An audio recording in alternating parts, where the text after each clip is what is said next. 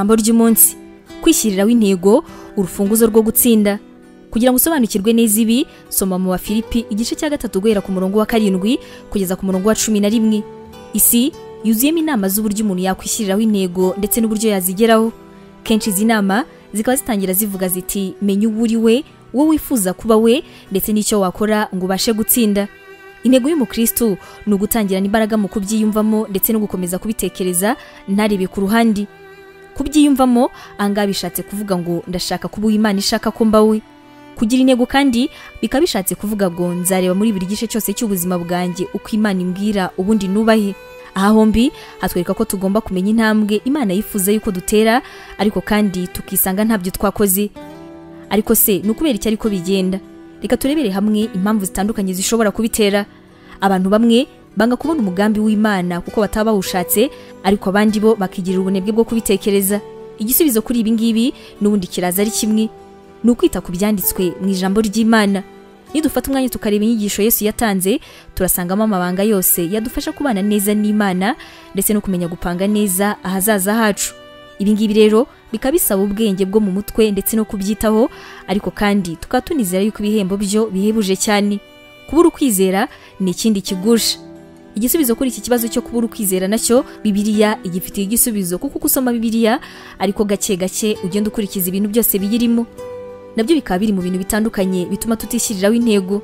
Ibi ngibi nabyo dushobora kubitsinda twibutse ko muri Kristo nta gitutu na kimwe kibamo, kandi ko ibintu byose nubwo byagenda nabi Imana iguha amahirwe yo kongera gusaba imbabazi.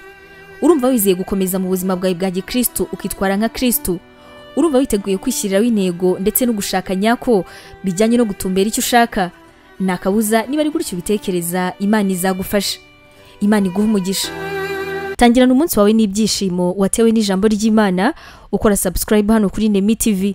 Biroroshye cyane, ni ugukanda kuri ako kantu k'umutuku ubona, ubundi ikintu cyose dushyizeho ukaba uwa mbere kukireba. Ntugacikwe n'ijambo ry'Imana tukugezaho umunsi ku munsi, komeza ubane natwe. Waba utekereza ko wahamagariwe gukora umurimo w'Imana?